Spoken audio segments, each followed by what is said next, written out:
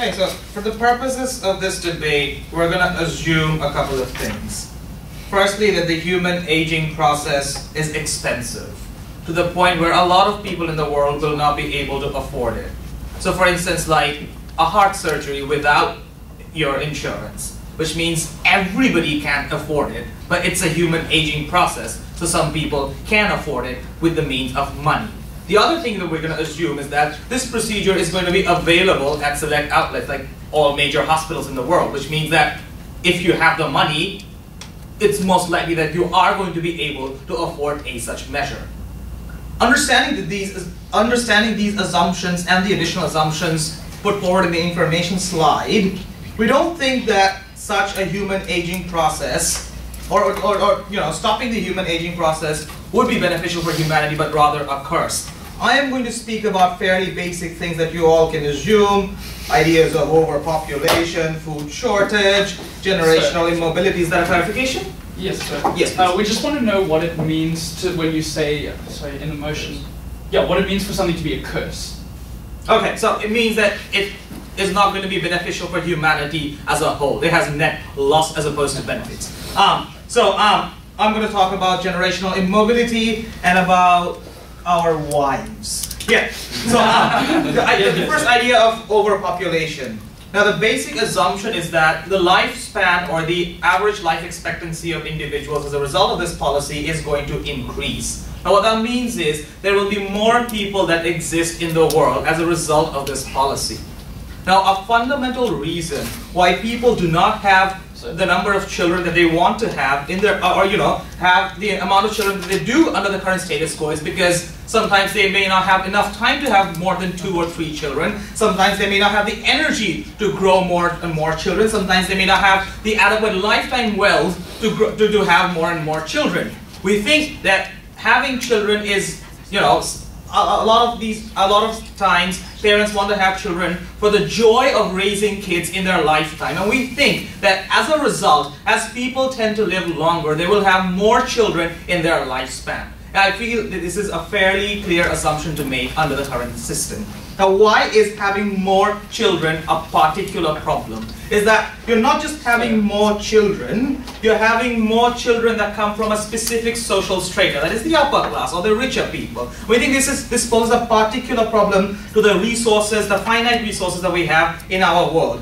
Today we see that there is enough food being produced in the world to feed every single human in the world and more, but most of the food remains in this continent in particular and Europe, and therefore it does not reach to the millions of people who die of starvation every day. What we're essentially doing is skewing the distribution of that wealth even more by making sure that the people who do not have access to these resources cannot have any lessens their accessibility to those very resources, because there are more people that put strain, that can afford to have more food, that can afford to have more of those finite resources, thereby putting a greater strain on the number of poorer people that can afford those resources at a primary level. But at a secondary level, we see when there are finite resources and rich people are bidding for it, the prices of those goods increase. What that means is, as prices of goods increase, you will have more and more people falling below the poverty line because they will not be able to afford those very resources. We think that you tend to occupy the same space, you tend to hold the same job, you tend to consume resources for hundreds of years because the replaceability of human beings falls drastically when we have the stopping of the human aging process, save by injury or disease, so on and so forth. We think that the similar things have been achieved when we have stopped the spread of malaria or the spread of flu. The fundamental distinction between having discovery to stop malaria and having discovery to stop the human aging process is that malaria is a disease that takes away someone's lifespan, someone's natural lifespan, and this is something that's artificially augmenting a person's lifespan. We think this fundamental distinction allows us to say that this artificial mechanism is stopping the life, is going to be a curse to humanity. What we essentially are saying with these arguments is that because of the strain of resources that these extra people are going to have, it becomes fundamentally problematic for the world to function as a whole, for the world to be equitable, and for the world to live as one world, given the kind of strains to resources that they are going to have. Opening. So, would you rather live now or 500 years ago, given advances in technology, given advances or development of world population? In hindsight, I may choose to live now, but for instance, at any time, there will be people who will still want to live 500 years ago, given life's simplicity, given the quaintness of life, the style that they have. This is a choice that is going to be unique amongst individuals. This is where we talk about the idea of how you lose appreciation for youth and life when you go on to live for hundreds of years. What makes life so beautiful is the fact that life is finite and life will end, and you know mortality like it exists today. We think that by prolonging the lifespan, you only tend to lose the appreciation towards life you have, and this poses a fundamental problem to people appreciating other people, and we think this is a curse. Lord. Do you think people in their 80s would enjoy life more if it was easier to move, if it was easier to interact with people and to be mobile in society?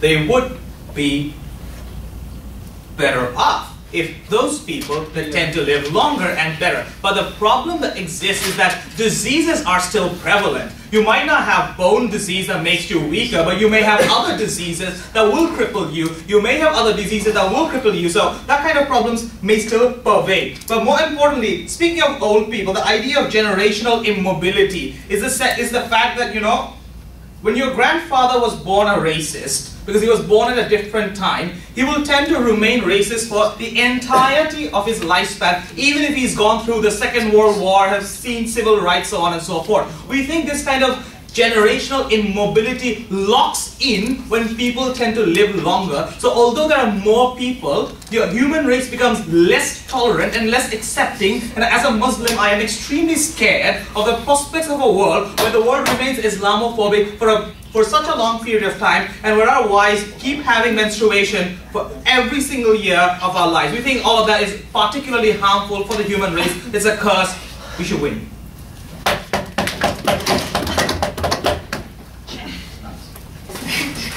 Thank you very much. Good to go? Yep. Okay, go. Up one.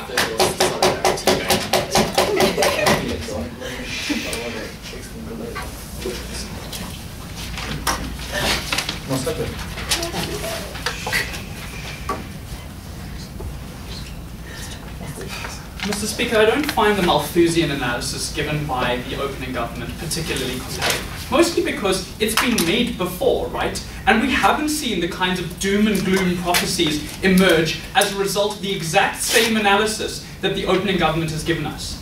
Instead, what we argue is that in the kind of world where we can limit the ability of people to age, where we can offer people that choice, what we in fact do is we better allow people to achieve some sort of conception on the good life, and we best protect society as a whole by increasing the productivity of individuals. Those are the two positive arguments I'll give to you in this debate. Before I do that, let's take a look at the case that we've been given by opening government, and I've got three issues to deal with. The first one is this question of overpopulation, and we'd argue that the analysis that's presented by the opening government in this regard is highly simplistic. What they told us was that the reason why people have few children today is because they don't live a very, very long time. We'd argue that this is fallacious, Mr. Speaker. We'd say that in societies where you have a very, very short amount of time to live, particularly in rural societies, you tend to have lots and lots of children, because your chances of having those children reach maturity and living to sort of keep you alive in old age are substantially higher when you have more children. We'd argue that the kinds of people they're talking about, rich individuals, tend to have substantially fewer children. The reason why? Because there's an economic opportunity cost to them doing it. It's expensive to school children. It's expensive to send children off to college and to feed them. We think that rich people, under this policy, are actually more likely to have fewer children in the long run. Why? Because we think their incentives change from having children at sort of, fairly young ages like they do now, to having children later on in life when it's easier for them to provide for those children. Moreover, we'd argue that this is now possible under a society in which we can remove the aging process, because people aren't locked in to having to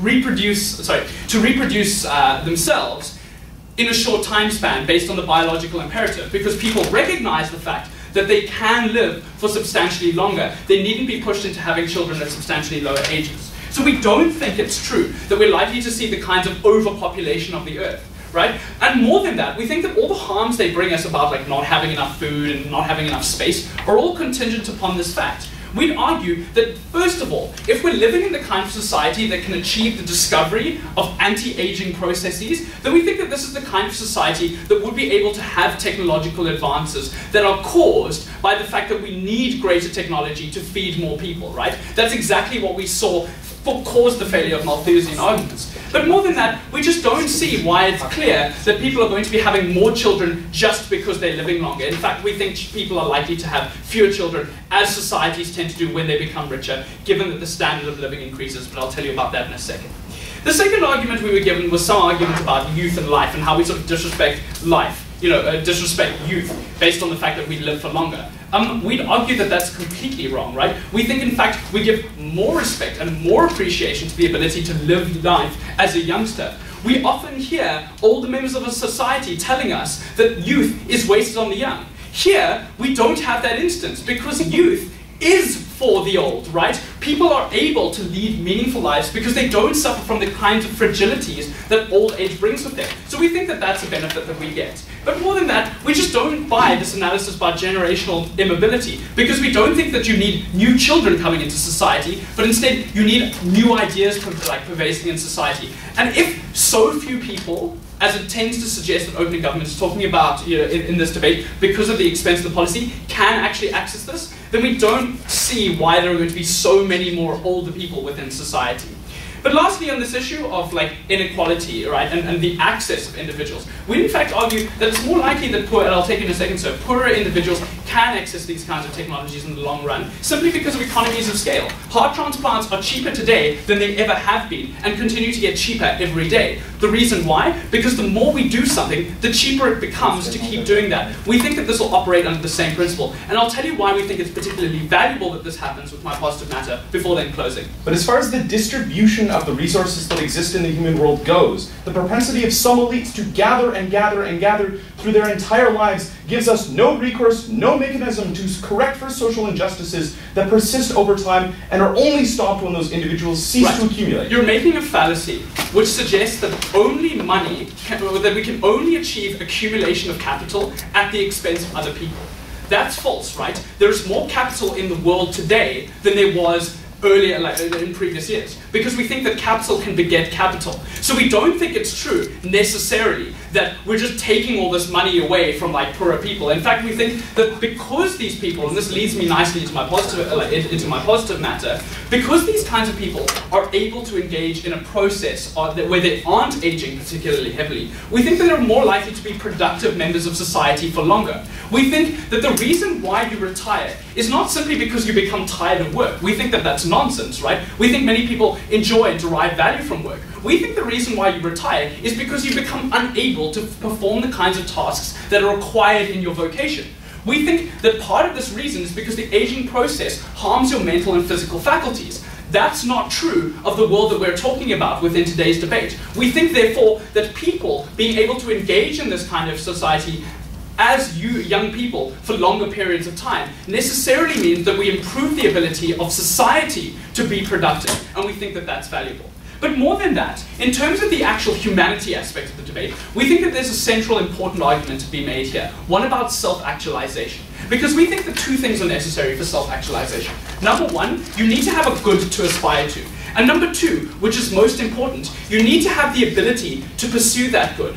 And we think that self-actualization is a necessary part of what it means to be a human being. Because so far as we know, no other species on this planet or in the universe has this propensity. And we accept, right, that not everyone will be able to achieve greater, self-actualization because they might not be able to access the technology in the short run. But we'd argue that we ought to applaud any form of technology that improves our ability to do so. Why does this do so? We think that one of the major limits on your ability to both choose things that like happen in your future, and your ability to engage in processes for a long time that lead to a more meaningful life, is the fact that you become older, you become more frail, and you eventually die. We think that this policy undermines that process by ensuring that you have sufficient time to be able to achieve the things you want to in life, and you have the sufficient ability to be able to achieve that. Mr. Speaker, we achieve better goals for society, we achieve better outcomes for individuals. I'm proud to oppose.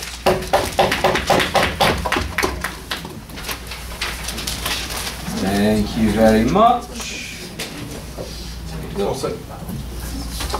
Okay, prop 2.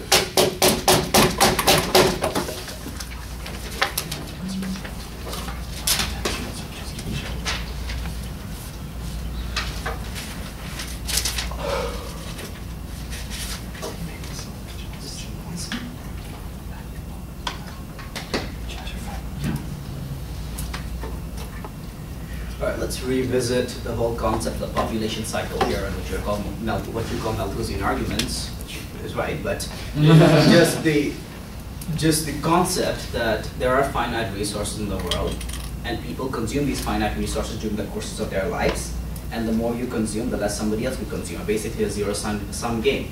Now, take this a little further. When you cure malaria, or when you reduce the cases of postnatal birth mortality and so forth, then obviously you cause people to live longer than they otherwise would have, and this expands their lifetime. Now you could say that during this expanded lifetime, they consume more resources, they take up more space, they hold down jobs that prevents other people from consuming the same, or taking up that space or taking that job, which is fine. But there is an ending point. There eventually, the circle closes and there is a replacement. So at some point of time, when this child who otherwise would have died of malaria or something, dies at the age of 70, the space he takes up, the job he holds, etc., becomes available for somebody else. Under this model, under a world where life is perpetual, there is no ending to this cycle. The space that you consume in perpetuity. The resources that you consume in perpetuity. There is no space, no point of time at which this becomes available for somebody else. So the question rises in the Malthusian philosophy as to whether you can generate more space, more jobs, more resources for the new people that will be added to the world from a variety of sources, both those people who do have immortal life now and those who do not have immortal life. I do not personally believe that you can multiply capital at such a rate. I do not believe you can have greater food production or even more resources, especially those resources that are essentially finite, given that we are at an age where consumption is the highest it's ever been at any point of human history, and given at a stage where distribution of these resources is the most unequal that has ever been at any point of human history. So the entire opposition bench needs to prove to us that somehow you're either going to generate enough resources to somehow support this expanded population that never dies, that never really opens up spaces for anybody else or opportunities for anybody else, or somehow that you're going to distribute those existing resources are enough, and you have some mechanism of distributing it to everybody. We think you haven't provided that yet, and that's a continuous law. Take your point, please. Okay, so assuming what your side has assumed so far, which is that nobody dies ever, which is not the motion, how can we still be supporting and have more than enough food at the moment in the world to support the largest population in the world ever? Yeah. All right, here you go. First, we're not saying nobody dies ever. Yes, people die of diseases and other such reasons, but it's pretty usual to assume that if you do have the technology to perpetuate life continuously, you probably have greater medical technology to cut down those diseases, etc., which is one thing. However, moving on, our exact point is that we do not have those resources, or at any rate, we don't have sufficient distribution of those resources to ensure that everybody who needs it does have it. And guess what? Those people who will not only consume resources for themselves, but what we do see is the rich do live keep wealth way beyond what they need or what their children need or the necessity, because the longer you live, the more wealth you do accumulate, and those people who are already wealthy, which not only puts you in a good position to get this process in the first place at less sacrifice to your standard of living, but more of in a position to acquire more wealth during your immortal life than the poor people, obviously. It's more likely to have a greater, skewed distribution of population, as these people have greater lifespans in order to get those wealth. Which obviously is problematic to me. Now let me go on to just the simple process of Rapid explained in the model as to how this is possible, but it's obviously very expensive. And the entire concept that if it's expensive, it's inaccessible to some people and it's accessible to other people. Now obviously you could say, yeah, this exacerbates the whole, rich get richer, poor get poorer thing, the whole class dynamics. Let's get on a little bit more. I think immortality is something that would probably have a huge pull or attraction to everybody in the world, regardless of whether they can afford it or not. And obviously you'd have to put yourself in perpetual debt or use up all your resources, whatever, in order to get this process. And what does this show? This shows essentially you're willing to live at a lesser standard of living than you otherwise would have in order to have a perpetual life. And we think in the resources that you expend trying to get this process, and we understand there's very few people in the world that could probably get this process without a substantial sacrifice of those kind of resources as or standard of living. You could probably be having a higher quality of life during that time that you do live. And we think if people would, it's human nature to choose immortal life, but how it's better for humanity to have better experiences or have a higher standard of living in your limited time frame. I'll take lower if you want. Okay. Why wouldn't some states change their views on human life to be able to provide this, much like they do in public healthcare, to free to other classes? To begin with, I suppose you could probably have some greater, you could change the public healthcare process in order to provide this, but I really don't think, one, there is sufficient resources in all states to provide this to all the people in there, and moreover, this is likely to be seen as a huge privilege that ultimately is not going to be worked into public policy. So moving on as to the concept of generational entrenchment or the entrenchment of ideas.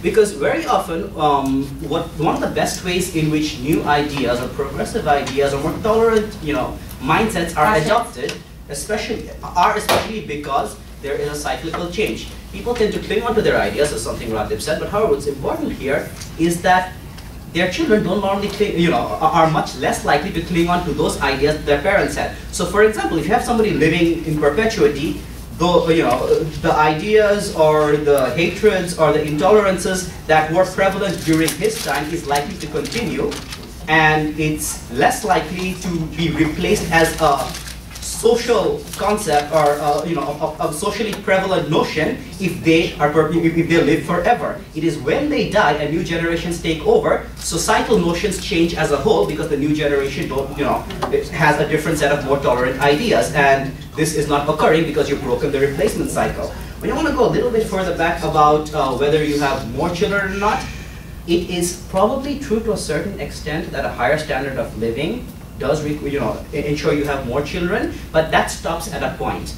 At a certain, there are other reasons why you have children, and you might enjoy having children, you might enjoy raising kids and so forth. And when you have a longer time in which to have these children or to enjoy these things, you probably have more children, and as a result, you overburden the population much further.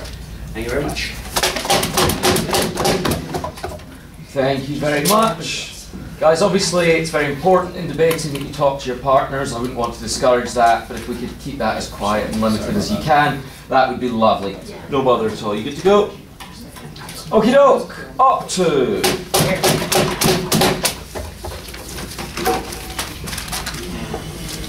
Sorry, I have personal space issues. Okay. Okay.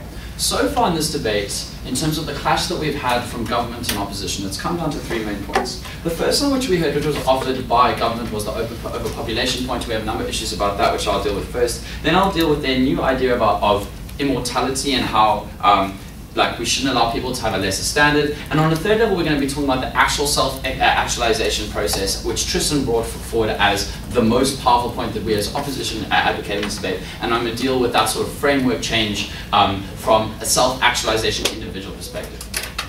In terms of that, let's get straight into this. And let's see what we heard as the main crux of the idea from government. The first thing they said was this idea of overpopulation, right? And they said there's a problem because we have finite resources and we're simply not going to be able to support all of this overpopulation stuff because we're going to have so many people. The first thing that I would say is that that's simply not true. That was highlighted in my POI. In terms of what we really need to survive, in terms of what humanity needs to do to move forward, sources are regenerative, right? We have the fact that we are producing enough food in the world right now to support everybody. The problem is where that stuff goes, and if we have more time to deal with those problems, we can force greater change of that. The fact of the matter is, if you are now not dying, if you're now staying alive, you need to deal with the fact that even the rich need to force a situation where they can support themselves forever. We see the fact that, if anything, you have a greater shift towards emphasis on regenerative resources. That's important. We don't buy that finite resources limit, right?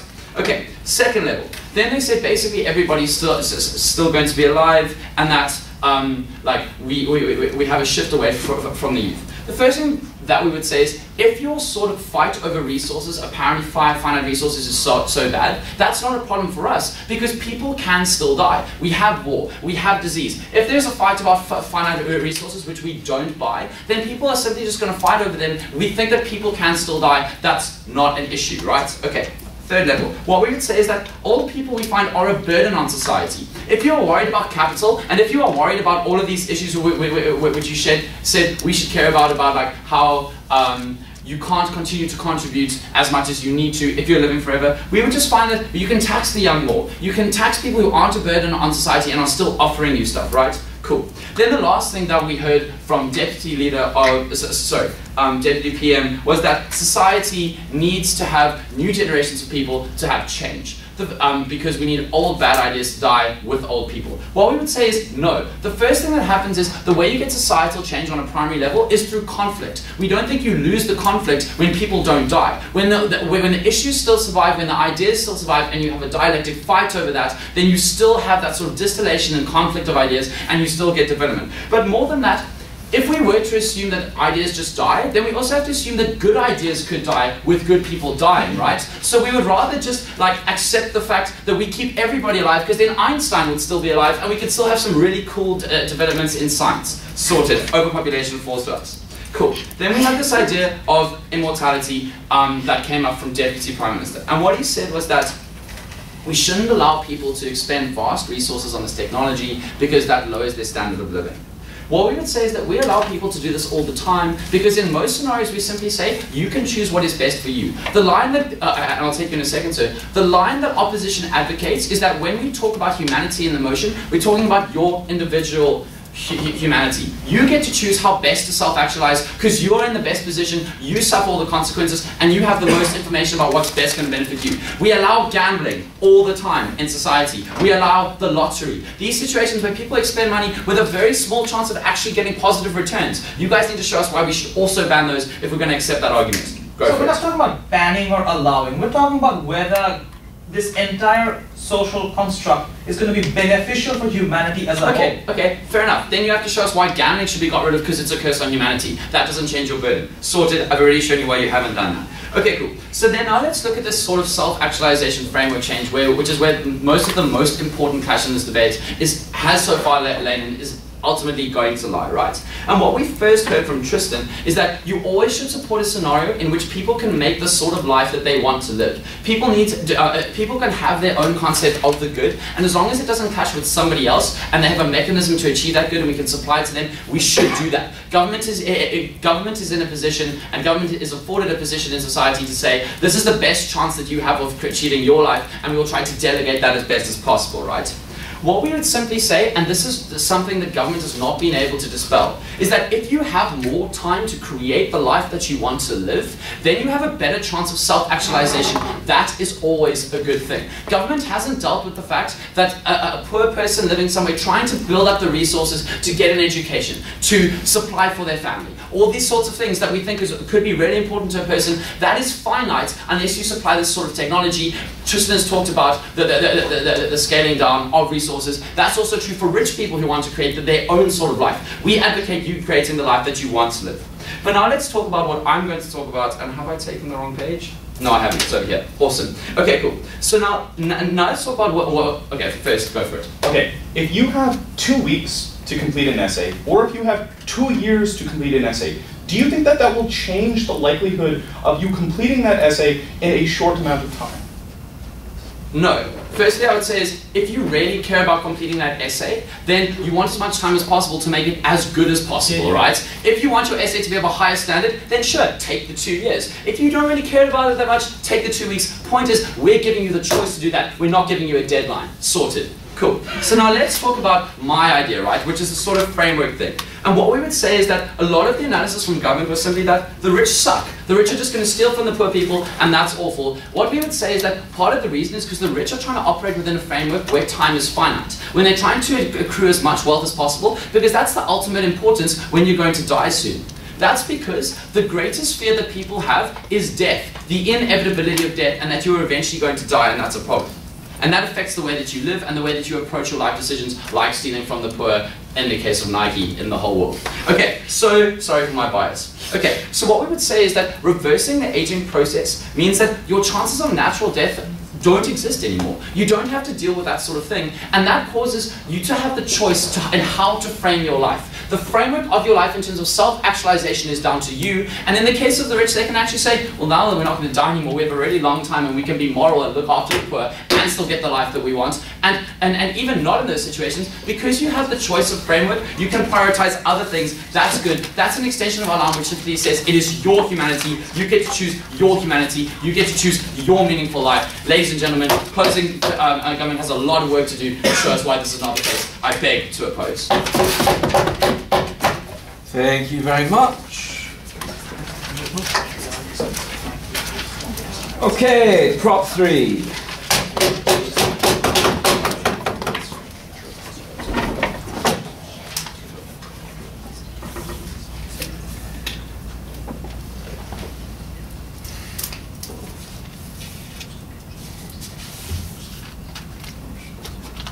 Thank you, Mr. Speaker. The extension we're going to give to on second government is why the prism of aging and death is invaluable to the human experience, and then I'll deal with the practical arguments we've heard. Recognize, Mr. Speaker, that every single person in general feels the end of their existence, that once they no longer exist, there's nothing they can do about it, and this is a great fear for all of us, because we don't understand what that means, and we don't understand what it means to not have self. Why is that so important? We think that fearing that end, understanding that that end is inevitable because 1, everyone around you is dying, and 2, you recognize that you can't avoid that death. It is in fact inevitable. We'll deal with why there's inevitable anyways, but ours forces you to realize it. We think that leads to massive social benefits, but also psychological benefits for these people in terms of their human experience. Why do we think that's true? We think that when people recognize the finitude of their existence and fear that they take every single morsel when they're reminded of it and value judge what's happening in their lives. So for example, Mr. Speaker, if you were told this was your last meal ever, I think you would value every single taste and flavor in that meal more so than any other meal you've ever had. We think that when you are reminded of death, and death happens, you recognize that you need to reevaluate the choices that you're making and prioritize and experience things as to the best of your ability. Recognize in our side of the house that bite of food is your relationships, it's your family, it's your job, it's your career, it's how you view yourself, and all of your existence in perpetuity, Mr. Speaker. We think that happens when you have death, we think that happens when you have aging. Go ahead. But Kaya, under the status quo, older adults are often cut out of social discourse entirely. This is what first prop is talking about. The reason why we don't engage old people on social discourse is because the time left that they have is limited and they're unlikely to change. I reject that. I'll talk about why we think aging and the human life cycle is super important for everyone in terms of coming to terms with their death and evaluating things. I think that we do, in fact, actually, Mr. Speaker, look at the elderly, and when they sit at their deathbeds and when they spend the last 20 of their years thinking about their jobs and their choices, and they talk to their families and say, I spent too much time working, and now I've had 20 years to come to terms as I've aged and become older, that we value that opinion because we recognize they've understood and come to terms with their own death and made value judgments and calculuses that you don't have to make if you're only dying in war or suddenly or because you committed suicide because you're super depressed. We think that's an awful way to end life, and the only thing we get out of opposition is that kind of end of existence. Why won't people think about death otherwise, right? Because we do think that there will be war and people are going to die of diseases. We think because people are inherently afraid of the idea of death that we avoid it at all costs. If we cannot think about it, we try not to think about it. We think on second proposition that thinking about that death leads you to make better choices, to value your decisions more, and have a more meaningful experience. We also think it forces you to reevaluate decisions that you never have to do on side opposition. We think that that's problematic, and we don't think people should be allowed to avoid or ignore death because recognize, Mr. Speaker, that death is still inevitable on their side of the house. That at some point in time, if infinity exists, that at some point in time you're going to catch a disease and you're inevitably going to die. But on their side of the house, you're not forced to come to terms with that and reevaluate. In most instances, it'll be a sudden death. We think that's a more harmful life and leads to all the harms we're talking about. Let's talk about aging now, because I think it's not just about having to come to terms with death. I think it has to do with that entire cycle of aging that you don't get on their side of the house. Why? And I told you a bit in response to this POI. We think that when death only occurs if you're diseased or you're depressed or you're in a war, then we inherently fear death more and hate it more and avoid it more. Secondly, we think the ability to spend 70 years evaluating what you want to do and experiencing everything in that and having a metric of your face and your abilities and your capabilities to decide and reevaluate based on you understanding the cycle of your life leads you to make decisions and discourse and reevaluate at important points of time in that. No thanks, very much, you guys. So, what do we think? We think a perfect world is when the majority of individuals die at an old age, and we increase their quality of life as much as possible. So we give them hip transplants and all that kind of other good stuff. But insofar as we think aging still needs to be an important metric, and that we don't want people dying just of genocide, or people just dying because they're starving, or dying just because they've been shot, or decide that life isn't worth living. We think a perfect world in second proposition is when you go through this cycle, and you have all of these individuals having a discourse about why death is important, and how that reevaluates the decisions you make in terms of the career, or the family, or the relationships you value. Go ahead. So, assuming what you've said, that death is an inevitability, yes. The only difference between our arguments is the amount of time you have to self-actualize. Why is it better under your policy? I'm sorry that you didn't listen to any of my constructive analysis. My constructive analysis is telling you that when you avoid death, which you can do on their side of the house, because you're not faced with your family aging, you're not faced with your grandmother dying, you're not faced with all of those things in perpetuity, that you choose to ignore it, and you choose not to reevaluate. And I'll deal with your constructive matter now, but I think it doesn't actually hold that much weight anyways. I think that people want to assume they're not going to die, that's what they're going to do when you give them an opt-out, like opposition's model do. That's why it's a curse. What do we hear coming out of opposition? We hear, look, we'll just control the population because there'll be war and genocide. I think it's an awful insistence that the only relationship we have with death is one of pain and suffering. We think death is an important aspect of this entire cycle, and I think you have a meaningful life and actually appreciate it more when that is your last meal, Mr. Speaker, when that is your last relationship. And I think you actually tend to have more rose-colored glasses and view things more positively when you think it could possibly be your last one. So I don't accept that if you have more time, you feel better about your life. This is the POI my partner gave you. I don't think you necessarily do more things. I think you just put things off and value individual activities less. I don't think you get more activity or more quality, you just get more time. We think that that's actually a distinct difference. They told you, look, you can self-actualize, right? We have this concept of we just give you enough time, you'll do everything. I reject this on a couple premises. First of all, we think that we won't see people getting like 10 doctorates, right? We won't see people going to school again and again and again and getting all of these experiences. Why? We think people are pushed by the idea of legacy. They're pushed by the idea that they could die and they have this finite amount of time to do these things. I think that's why we see people get 2 doctorates, because they want this legacy. They want to have that experience. I think, no thank you. I think at the end of the day, that's why people have this kind of motivation to experience the things that first opposition wants them to do. I think you get rid of that motivation and you don't have people doing meaningful things. I think you have people just doing things at a slower pace of time and not valuing those experiences as much as they do on our side of the house. Additionally, I'd say that people are given inherent limitations, right? So this also goes into the idea of you trap someone at the age of 35.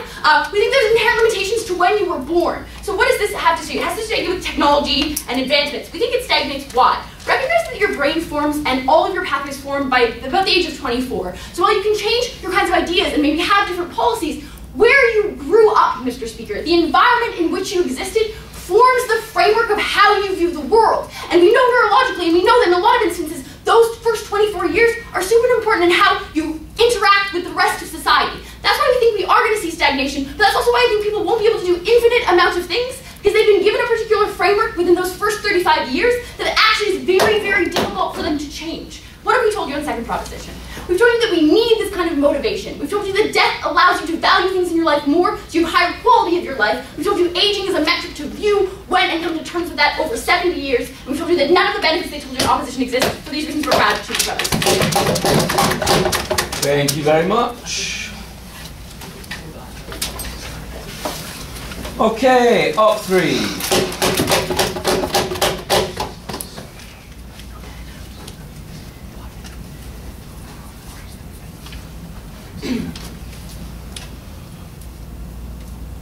Much like first opposition, we on second opposition believe that having an infinite life, or having at least the perception of an infinite life, means that people will tailor their lives more to particular interests, find more happiness, and have more utility for society. But the difference between us and first opposition is that we don't think that it's just because your body starts degenerating at the age of 60 that people stop doing these things or stop pursuing these actions. We actually think it's because people plan an idea of their life around the idea that they have only 80 years to live, and they actually confine their roles and their actions at every particular instance of their life to the roles they should have at that age, and that's what limits their freedom. I'm going to talk about this in terms of the realms of how this affects all sorts of different groups within society. First of all, I want to talk about how this makes people more willing to take risks to increase their enjoyment, and how this changes the role of women in marriage. So first of all, in realizing that this means that people can do whatever they want in terms of not having to fear particular ends. This is going to deal with the extension in part. The idea is that usually at 60, you don't leave your spouse because you're probably not going to find any other life partner. And when things start to go wrong and when you get sick and you're going to die, you want someone to take care of you and you want someone to be there accompanying you through those long years.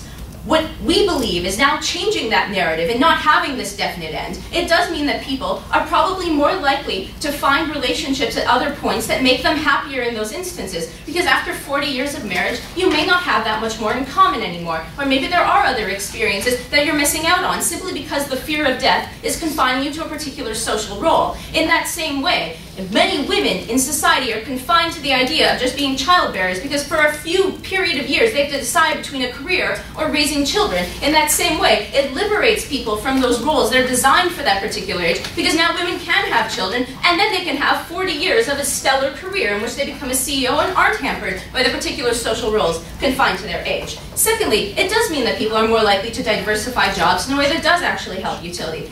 Kaya says, well look, in 35 years you just decide what you're interested in, that's what you're forever interested in. But think about how many people exist in society today that aren't happy with their jobs and wish they could change, but the reason why they stay is they need pensions for their old age, that they need a societal security blanket to take care of them, or that after 40 years in a particular industry, you're just not qualified to enter another industry. What we now get is people who have 30 years of experience behind them in like the biomedical field who are now being introduced to doing sales pitching for particular drugs, and they have the experience behind them to do something that they always wanted to do. Just because at 35 years you have a preference that you've developed doesn't mean that you actually get to actualize that preference within your life because you are confined by the security blankets of your particular age. Sure, Kaya. Okay, but it's also possible that they spend all of that time hating all of their jobs and never come to appreciate any of them. If there's an infinite end, they start to appreciate the experiences they have regardless if it's perfect or not. Okay, I'm going to refute this right now in a couple of things. First of all, I think some experiences are pleasures in and of themselves, and the aging process removes that. For example, I think that playing with your children is an experience that you don't need the fear of death to actually be able to enjoy. But unfortunately, when your body starts to degenerate, you get robbed of that experience. But secondly, this experience comes with the binary. To know that you're dying, that you'll never see your grandchildren grow up. The whole time to know that you will never be able to experience all these things, to find another partner, to be able to travel around the world. That fear is worse than the happiness that you get. And moreover, her happiness is coercive. It's you enjoy this because death is looming. That is a darkness to that happiness. I think in this way, you get the freedom to be able to decide what makes you happy without this underlying structure that you're supposed to abide to. That's what you're talking about. And the last thing that I want to say is, in my extension, this is going to directly deal with Kai's extension about how, because death is no longer inevitable, no one will consider it, is I think the meaning of life changes to a substantial degree that makes people more mobilized to preserve it. What it means now is death is regular in our society because all of us die and all of us expect to die at the age of 80. But now, death is unusual because you are either killed or you are struck by some sort of disease or some sort of unfortunate but probably preventable accident. What that necessarily means is people are more mobilized for two reasons. First of all, because it is unusual, something wrong was done to you that should have been prevented. You get more mobilization around coming up with cures for diseases. I mean, I don't know if dementia and Alzheimer's still exist within this world, but assuming that still diseases exist, people are way more likely to take them seriously. In the same way that war is obviously considered bad, I think that you get way more political impetus to actually stop different conflicts because of this idea of life. And also recognize that there's a lot more public will right now around the idea of saving children. And part of that is because they're vulnerable, but it's also because they were tapped out in the prime of their life. They never got to experience all the infinite possibilities that they could have, unlike the elderly. In this same way, I think now life becomes a universal idea of the potential that could have been lived out. In that same way, life becomes, in fact, more valuable, and you get more political impetus to consider it at every stage. Sure. why would we assume that the redistribution or all of those nice things that your bench speaks about will magically happen when we don't see that happening at the pace that you'd expect to see under the current status quo? Okay, so now I'll get into responding to a bit of first government. So first of all, I think that because this conceptualization of life changes, our idea of the right to this access will also change. What I mean by that is, like, if you look, for example, to vaccines, at first they were just privileged. Now we give them to everyone because it's considered a basic standard of living to have had prevented that. In that same way as lots of developed world or developed countries give free medical care because it's considered a right to be medically treated, I think in that same way, when death becomes an unusual thing, to have had a degenerative disease that could have been cured by having given this antidote to everyone in your country, it becomes now a right to have this. Now, moving on to this idea of finite resources, I think First Opposition did clear this up, but I want to say that in fact more innovation is probably the way that you solve that. For example, getting genetically modified foods, building up instead of down, introducing birth control were all things that moderate the population. I actually think you get more innovation on our side when you have people who specialize in specific fields living longer, but also people who are experienced in other fields, experimenting and moving to those different fields, not being constrained by the idea that they're 65 and should probably be retiring and enjoying life because they're fearing death, according to Kyle. Secondly, this idea of remaining racist and how it's going to stagnate social change. Two responses. First of all, the reason why we often don't engage elderly people in this kind of discourse is because they're going to die anyway. It's like, they only have 10 years left, they can't really vote that much, like, it's going to be fine. And also because discourse is turned towards them, towards social security. Now I think we actually get to confront these ideas head on, and it actually gives people the opportunity to be able to change their minds and reconfigure the way that they look at society, and reconfigure the way their moral roles change. In much in the same way that we all do right now in this round. Then, again, going back into Kai's extension, so she told you about fear of the end, means that you don't enjoy it. I refuted that already. But this idea of being, the legacy has pushed you to do things. I think that human curiosity is diverse, and I think that people are often constrained in what they can do to enact upon those inherent desires by the stage of their life. I don't think people will not do anything. I think people will do way more things. Thank you very much.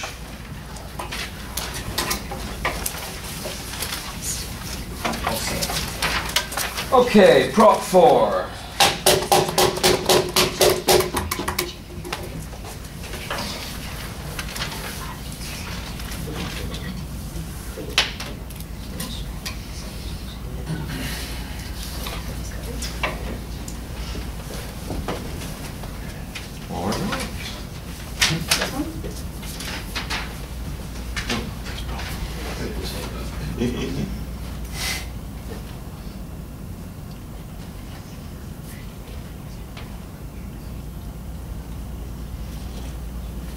We told you, Mr. Speaker, that your conceptions of the good life that opposition like to talk about were constructed and modulated by the existence of a life cycle, of which death is an inextricable part.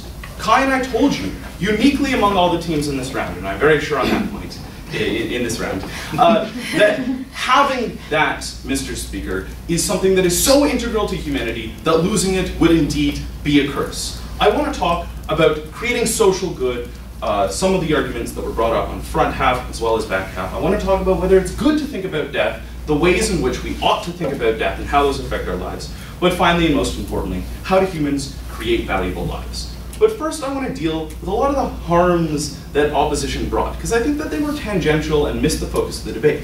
Because recognize that problems like balancing children in a career, problems like their dislike for monogamy, are not problems that are inextricably tied up with the idea of living longer. Recognize our idea about whether or not you should stay with a partner forever has indeed changed radically, despite not having a massive change in the length of our lives. I would submit to you that it is neither mutually exclusive nor necessarily the case that getting rid of the life cycle actually gets rid of these social norms. In fact, we would submit to you that all the things that they don't like about putting pressures on people, about having social norms that constrict behavior, actually become more likely, as Opening Government said, given, and as my partner said, given that the most important decision-making calculi that you make are massively informed by your upbringing, which ultimately, even if you live for 35 for the rest of your life, you were only brought up once. I actually don't think that they describe to you how those social norms, those behaviors, that type of coercion is actually changed. I think they fall out of the round for that reason, unfortunately. But firstly, how do we ultimately create social good, right? So firstly, resources. I mean, I agree with open government. They are actually finite. I don't think that Malthus was incorrect in evaluating technology, but I do think that this is unprecedented. I do think that actually the types of resources are going to be massively limited. I do think that it's going to put pressures on people, and that some people will be pressured not to have children, particularly in states that are not perfect, and we have to recognize that not every in the country in the world is like the United States. So I actually do think this will create a problem. I actually do think that this is something quite horrible. Secondly, I think as far as social things go, I think open government was correct in pointing out that the most important way that we get progressive change is by having people move on, is by, as the student protesters in Buenos Aires said in the 1850s, old people die, young people get to work. I think that is the best mechanism for social change. But I think most importantly, I had no response to my POI that was adequate at all about how you combat the perpetual accumulation of wealth by plutocratic elites. Right now, we don't have great mechanisms. They said perhaps we can tax them, perhaps you create wealth when you allow the accumulation of wealth. Kai and I told you that there are finite resources, and that maybe you do increase capital over time, but you also create a perpetual plutocratic elite that governs over society, and that we've heard no answer on opposition as to why that is not a terrible thing to be set upon humanity. I would submit to you that they massively harm the social changes that we want to see. They massively harm the happiness by their relative disparity of wealth. I do think that it is a massive social problem, and if you want to talk about creating good outcomes for people, you do need to realize that this is a massive inhibitor of all their other progress-type arguments that they never actually dealt with, Mr. Speaker, and we gave you an answer to. I want to talk about whether it's good to think about death in a more philosophical as well as psychological sense, but first I'll take Sarah. Why would you prefer an enjoyment of life that is necessarily coerced by a fear of death, instead of just freely enjoying something because the experience is pleasurable? In this case, I think coercion is just a reason to do things. Actually, I don't think it's necessarily bad. Because recognize that when you think about death, Mr. Speaker, when you think about death, it changes your behavior in an incredibly important way. And I'm getting ahead of myself a little bit here. Because recognize that doing things is really hard. Proposing to someone is incredibly hard. Completing a degree is incredibly hard. People who have that urgency, people who have that burning desire to do things, aren't that different from us. They just have more attunity to the idea that time is scarce, time is limited. Where do we get that from? I don't think it's inherent quality of humans to recognize time as scarce. I actually think that we get it from our attachment to the biological ticking time bomb that is our body. All of the motivations that you have, all of the motivations that get you to push to do things that you actually want, but that are difficult to do, are indeed all related, we would say, to the conception of death. To the degree that you run away from things, to the degree that you procrastinate in your life's decisions, because you think that you have 40 years to develop your professional career, and then maybe you can think about love afterwards. All those types of decisions, Mr. Speaker, when we evade responsibility, we are indeed evading the idea and the acceptance of death. Kai and I would submit to you that not thinking about death is absolutely terrible. What is the conception that we get from their side of the house? He'll explain it. No way. Okay, so assuming that people get degrees because they're going to die soon, please show us why they shouldn't be allowed to do that when they're allowed to self-actualize the way that they feel they can best get value in their humanity. I don't think that choice and freedom are inherently good things. I think they are instrumental values. I think that if we can demonstrate to you that people are less likely to use that time, then they are less likely to produce good things. And here's the most pernicious aspect about what we get from opposition. Because on their side of the house, you believe that you will live forever. They've conceded that. But in reality, you don't.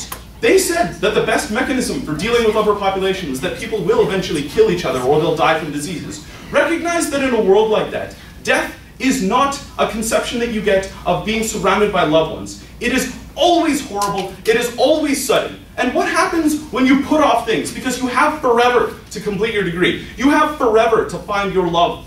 And then you die suddenly. I actually think that the realization of dreams happens less often for humanity on side government. I actually think that they are selling you a lie because they tell you that you have forever, and you have almost forever.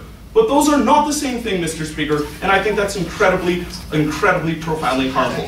What did my partner tell you? How do you create the most valuable life?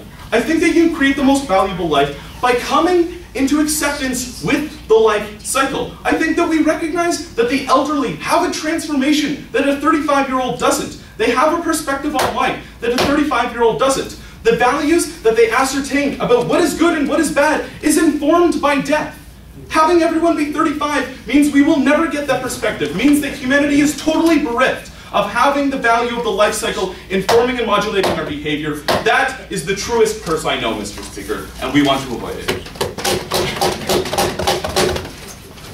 Thank you very much.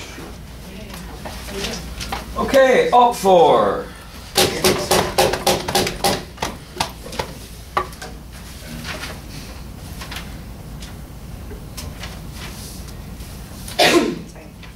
Thank you very much, Mr. Speaker.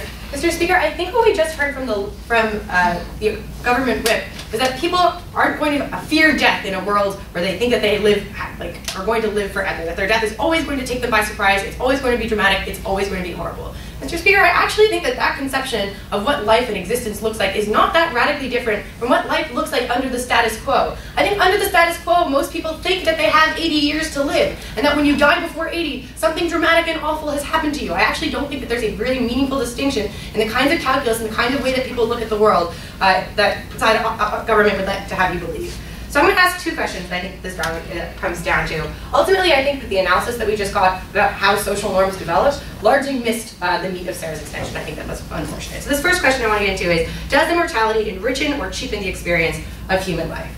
So I think that what we've given to you on our side of the house is that yes, there are social norms, of course, things like monogamy, or things like gender roles, or things like when women are expected to have children. I don't think, like side government seems to believe, that these are just like social conventions that we arrive at arbitrarily or because there's like some kind of cultural shift towards them. I actually think that those social norms and cultural norms are directly derived from the fact that we only have 80 years to live. I don't think that we'd necessarily have come to those same conclusions in a world where there was an infinite lifespan. I actually think that these issues are directly connected, and to dismiss that connection is, I think, very short-sighted. So I think that in a world where you change that framework, where you change the access to opportunities that people have, people are more willing to reevaluate their lives and are more likely to live their lives to the fullest and to have more enriching lives and better experiences. So I think that you change individuals' calculus, I think that that ends up translating to the kinds of social change that side government seems to want to see. So I think that that ends up being a good that falls on our side of the house. These social changes actually come from these time constraints. We also hear that it's good because it was the reference to Buenos Aires, when the old people die, the young people get to work. I think that we've given you a pretty clear framework for why, under the status quo, people engage with the elderly in the ways in which they do. The reason why we engage the elderly the way that we do on our side of the house is because at some point, it's just not worth making any headway in that community because they're going to be gone in about 10 years. The reason why we want them out is that young people will have access to opportunities and to change hearts and minds. In a world where you actually have to engage the elderly in a meaningful way, I don't think that you're going to have the same kinds of tension between the young and the old. I think it's going to be a much more collaborative effort. I also think that if you buy into the analysis that Sarah gave you, where people are going to have much more mobility between fields of interest, right? Like people will have an enriching career in one area and they get to pursue something in another area, you're going to see greater collaboration between individuals of different experiences and greater collaboration between people of different ages, right? Because I think under the status quo, if you're a young worker in a workforce and an older worker in the same job, you may feel threatened by one another, right? The young person resents the older person because they're taking up the space in the company, and the old person resents the young person because they view them as a threat. In a world where time isn't the limiting factor there, I actually think that they're going to have a more open and free exchange of ideas between those people. I think that results in a lot of the social goods and a lot of the innovation that we bring to you in our extension. So I actually think that that's a massive benefit that falls on our side of the house. So I think that the happiness that derives from fear that we've gotten from second government, that you should be happy because this could be it, is a very weird binary, and I feel that they're ignoring the other part of the binary. Sure, there could be people that are happy because they've seized the moment, and in this moment they are happy. But there are lots of other people who walk through their lives, who walk through their 80 years, and they know that they've screwed up, or they missed out, or they did something that they didn't want to do, and they only ever had 80 years, and it's impossible for them to correct that particular experience. I think that that's a massive loss that we're able to repair for on our side of the house. On our side of the house, I don't think that people get complacent and are satisfied to stay in one place all the time. I think the reasons why we stay in one place all the time are a result of those time constraints, are as a result of the fact that we built our society and we built our norms around those constraints. In a world where those disappear, I think that people are more willing to seek out new ideas, to seek out new experiences, to challenge their own paradigms. I think that means that people are less likely to live in a world where you either get happiness because you seized the day, or regrets because you didn't have the opportunity to repair from past wrongs. Sure. If people were so inclined in changing their own opinions, why do you see people in their 30s and 40s and 50s perpetuating the same ideas that they had in their 20s? I don't quite understand the nature of that POI. I think that people actually do change their thoughts and opinions as they progress. I think that that's a reason why people in their 20s are often thought to be much more progressive and liberal than people in their 30s and 40s, right? As like you settle into roles where like you have children, people tend to become more conservative. I think that you actually end up shifting a lot of that discourse and dialogue in a world where people are able to have a whole host of experiences, particularly before they have children. I think that the impacts we give you with relation to gender are super important. Under the status quo, women, particularly in high-powered careers, are forced to choose between pursuing like their passions at the highest level and having kids. I think in a world where you're able to do both of those things, those people have much more enriching lives. I think that that actually addresses a lot of the equity issues that First Prop tried to hint at in their address. Right. So I don't think that human curiosity disappears in a world with these extended lifespans. I think that human curiosity is an innate feature. I think that's one of the things that makes us different from other beings on this earth. So the complacency argument that we're getting from second gov, I think, is a little bit misleading. Right. So let's get into this second question, which is how do we get more innovation? This is going to address some of this question of resources, which is, I think, like a very odd topic that is like still coming up in this debate. I think what we've told you on our side of the house is that you're actually going to get more solutions and better solutions to problems of resource distribution at the point where there's more collaboration and more innovation and more incentive to seek out different kinds of changes. Sure. You have the analysis that when you see that wrinkle, every single extra wrinkle, it forces you to take an extra risk or call the sister and forgive her because you realize this might be your last chance. So I actually think that in our world where people live forever, there are going to be things that will replace those physical reminders on your face and that will push people towards making those same exact decisions, right? So like I don't think that you can have it both ways on their side of the house where it's like death is inevitable, death is also like more scary because it's inevitable. I think on our side of the house, because death will always be scary, people won't know when the end of their days will be. Probably also if you live for a really long time, you're going to be at higher risk for lots of like different kinds of cancer. You're going to see more people die in dramatic fashions. You're going to have like more initiative to like go out and seize the day and experience these opportunities. So I don't think that that is a particularly important point in this debate.